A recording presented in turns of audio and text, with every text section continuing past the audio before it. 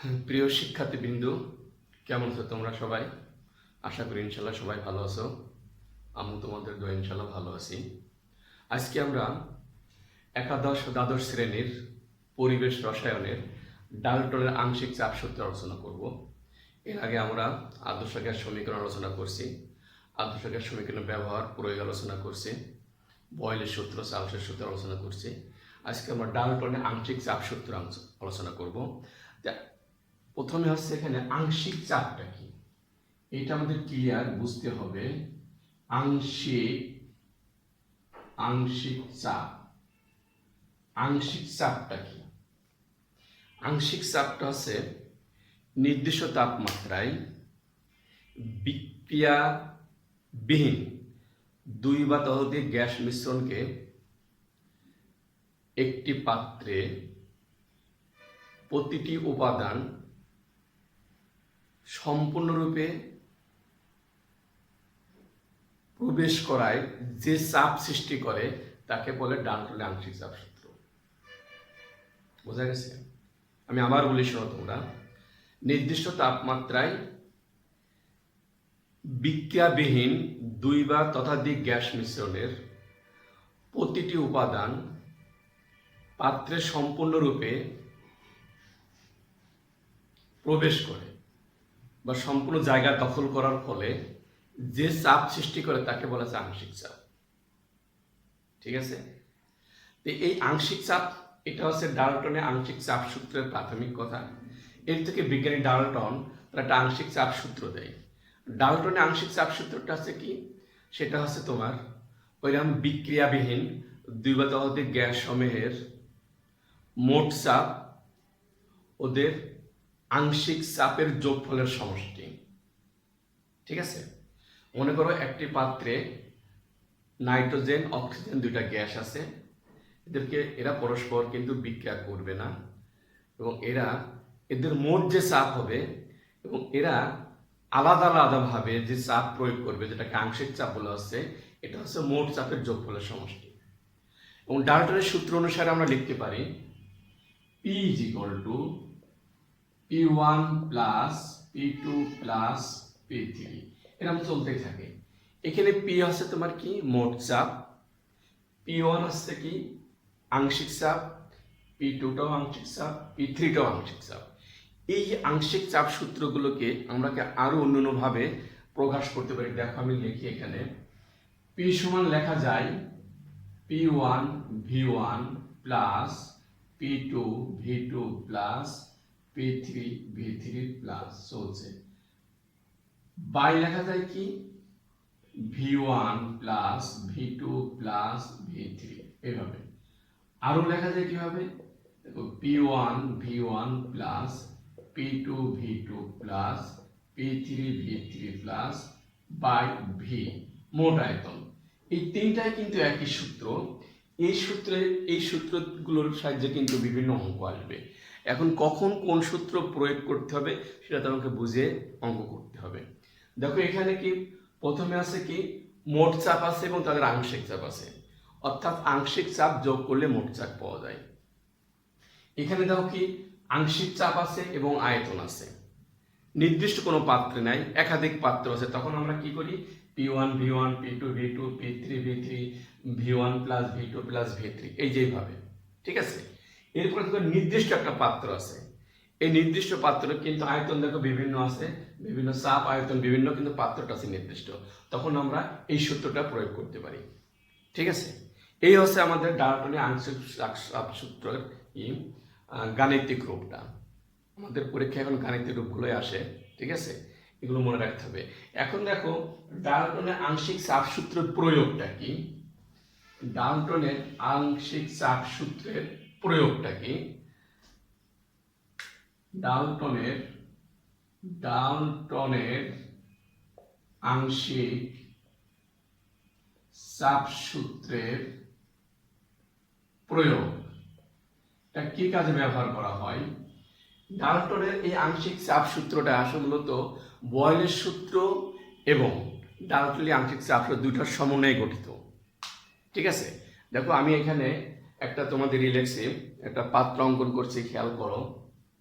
যে সূত্র প্রয়োগটা কি, মূলত এই প্রয়োগের সাহায্যে আমরা আংশিক চাপ নির্ণয় করতে পারি। ঠিক আছে, এই প্রয়োগের সাহায্যে আমরা কি করতে পারি, আংশিক চাপ নির্ণয় করতে পারি। দেখো এখানে আমি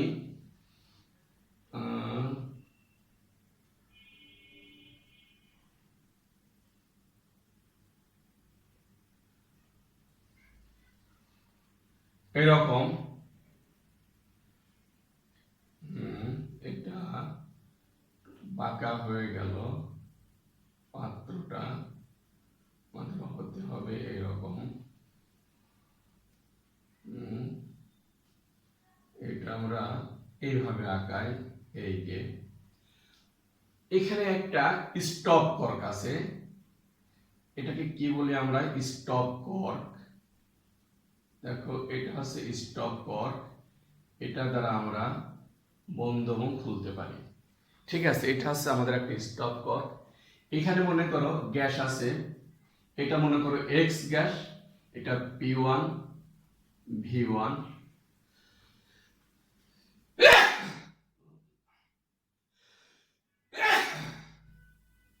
সরি, এখানে আয়তন মনে করো এটা আয়তন V2 P2। ঠিক আছে, দুইটা গ্যাস, একটা হচ্ছে এই অবস্থা। এখন এই কর্ক খুলে দেওয়ার ফলে এদের গ্যাস মিশ্রণের আংশিক চাপটা কি হবে।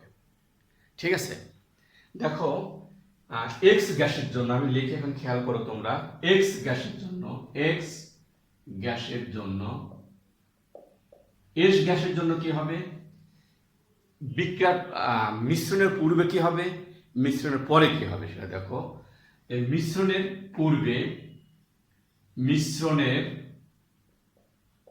পূর্বে চাপ হচ্ছে কত, চাপ হচ্ছে P1, আয়তন কত, আয়তন হচ্ছে V1।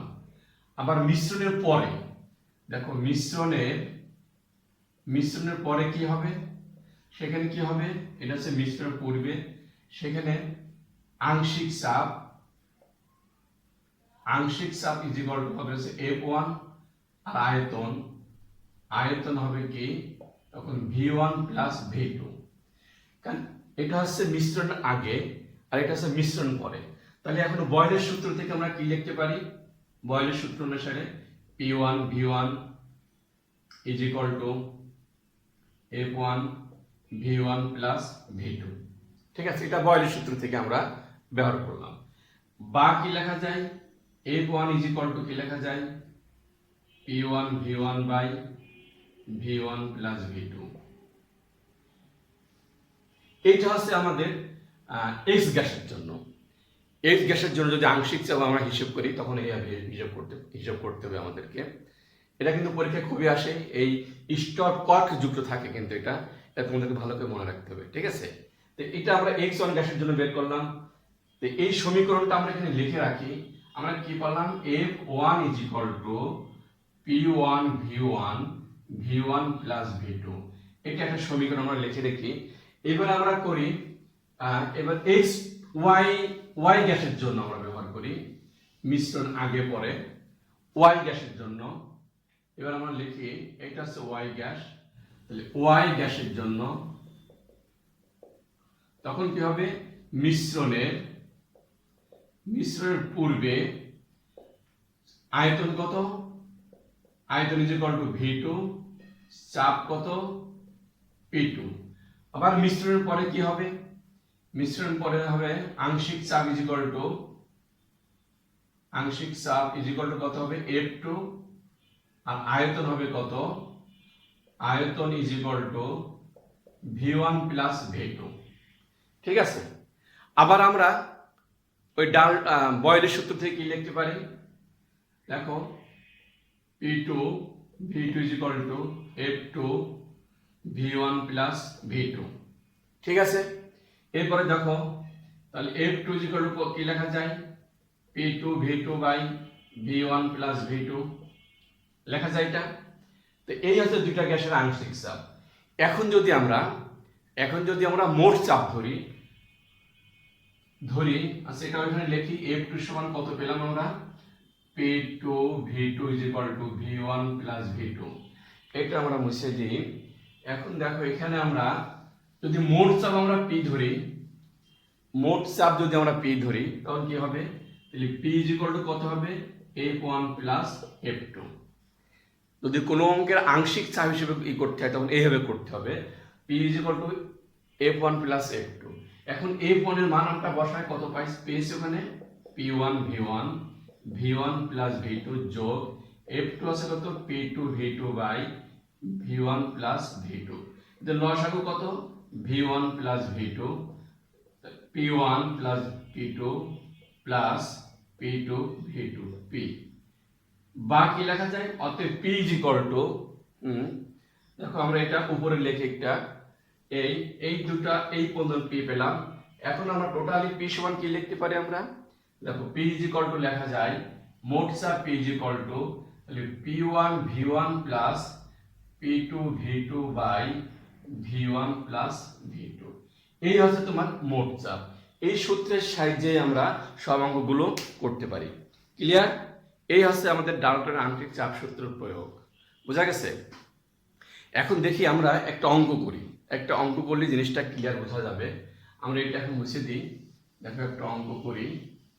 অঙ্কটা এখানে আমরা লিখি যে নির্দিষ্ট তাপমাত্রায়, অঙ্কটা হচ্ছে কি দেখো, নির্দিষ্ট তাপমাত্রায় 72 কিলোপ্যাসকেল চাপে 250 মিলিলিটার নাইট্রোজেন ও 65 কিলোপ্যাসকেল চাপে 360 মিলিলিটার অক্সিজেন গ্যাসকে একটি 1 লিটার পাত্রে 1 লিটার ফ্লাক্সে নেওয়া হলো। মিশ্রণে মোট চাপ কি, মিশ্রণে মোট চাপ এবং নাইট্রোজেন ও অক্সিজেনের আংশিক চাপ কত, এইটা আমাদের বের করতে হবে। লেখার অঙ্কটা কি দেওয়া আছে এখানে দেখো, এখানে লেখা আছে নির্দিষ্ট তাপমাত্রায় 72 কিলোপ্যাসকেল চাপে 250 মিলিলিটার নাইট্রোজেন ও 65 কিলোপ্যাসকেল চাপে 360 মিলিলিটার অক্সিজেন গ্যাসকে একটি 1 লিটার ফ্লাক্সে নেওয়া হলো। মিশ্রণের মোট চাপ এবং নাইট্রোজেন ও অক্সিজেন আংশিক চাপ কত। তাহলে আমরা আংশিক চাপের যে সূত্র প্রয়োগ করলাম সেই হিসাবে লিখতে পারি।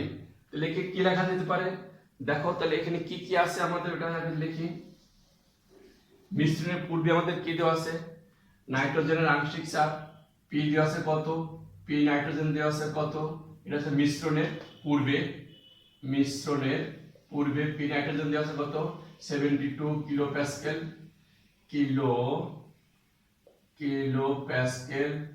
পি নাইট্রোজেন দেওয়া আছে কত, 250 মিলিলিটার। আবার পি অক্সিজেন দেওয়া আছে কত, পি অক্সিজেন দেওয়া আছে তোমার 65 কিলোপ্যাসকেল। পি নাইট্রোজেন, এটা এখানে আছে আয়তন চাপ, এটা আছে ভিএন, এটা হবে ভি অক্সিজেন দেওয়া আছে কত, 360 মিলিলিটার। মোট ভি দেওয়া আছে কত, 1 লিটার।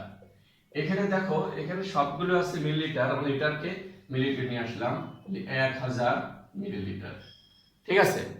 তাহলে আমাদের এখন আংশিক চাপ সূত্র প্রয়োগ করলে কি করতে হবে, এখন লেখো আমরা এইভাবে লিখতে পারি যে আংশিক চাপ নাইট্রোজেনের ক্ষেত্রে জেনের ক্ষেত্রে F N is equal two কি লেখা যায়? লেখা যায় পিএন ইন্টু ভিএন বাই মোট আয়তন কত দেওয়া আছে এখানে 1000। তাহলে কত হবে? পিএন দেওয়া আছে কত 72 ইন্টু ভিএন দেওয়া আছে কত 250 বাই 1000। দেখি আমরা হিসাব করি, হিসাব করলে হিসাব ক্যালকুলেটর হিসাব করে দেখি কত আসে। 72 অর্থাৎ 72 ইন্টু 250 ইজ ইকুয়াল টু এত divided by 1000 is equal to এখানে শুধু আসছে 18 আসছে। আবার করে দেখি তো 72 into 250 is equal two divided 1000 is equal two 18। অর্থাৎ নাইট্রোজেনের অংশে এত কিলো প্যাসকেল, এটা হচ্ছে নাইট্রোজেনের আংশিক চাপে। ঠিক অনুরূপভাবে অক্সিজেনের আংশিক চাপ কত হবে? সেটা হবে এখন P oxygen into V oxygen by total আয়তন 1000 ইজ ইকুয়াল টু পিএন দেওয়া আছে কত 65 ইন্টু 360 ডিভাইডেড বাই 1000। দেখি এটা কত আসে। এটা আসবে আমাদের 65 ইন্টু 360 ইজ ইকুয়াল টু এত ডিভাইডেড 23.4 এত কিলো প্যাসকেল। এটা হলো অক্সিজেনের আংশিক চাপ, নাইট্রোজেনের আংশিক চাপ। এখন আমাদের এখানে কি মোট চাপ হচ্ছে আসছে, অতএব মোট চাপ হবে তাহলে কি, অতএব মোট চাপ পি ইজ ইকুয়াল টু হবে এফ নাইট্রোজেন যোগ এফ অক্সিজেন আংশিক চাপ। তাহলে হচ্ছে 18 যোগ 23.4 kilo Pascal is equal two কত হবে? এটা হবে তোমার 23.4 যোগ 18 ইজ ইকুয়াল টু 41 অর্থাৎ 41.4 কিলো প্যাসকেল। এই হচ্ছে আমাদের উত্তর। এটাই হচ্ছে ডাল্টনের আংশিক চাপ সূত্রের অঙ্কের উত্তর। বুঝা গেছে? তাহলে আজকে আমরা কি কি শিখলাম? আজ প্রথম শিখলাম আংশিক চাপ কি, ডাল্টনের আংশিক চাপ সূত্র, ডাল্টনের আংশিক চাপের বিভিন্ন গাণিতিক রূপ, ডাল্টনের চাপ সূত্র প্রয়োগ, সেখান থেকে আমরা আংশিক চাপ কিভাবে নির্ণয় করতে পারি, এর মাধ্যমে একটা অঙ্ক করলাম, ডাল্টনের আংশিক চাপ সূত্র প্রয়োগ দেখালাম। ঠিক আছে, এইগুলো তোমরা প্র্যাকটিস করবা, বাসায় দেখবা। এর পরবর্তী ক্লাসে আমরা মূল ভগ্নাংশ সম্পর্কে আলোচনা করব। মূল ভগ্নাংশ ইম্পর্টেন্ট। ঠিক আছে, আজকে এখানেই থাক। আল্লাহ হাফেজ।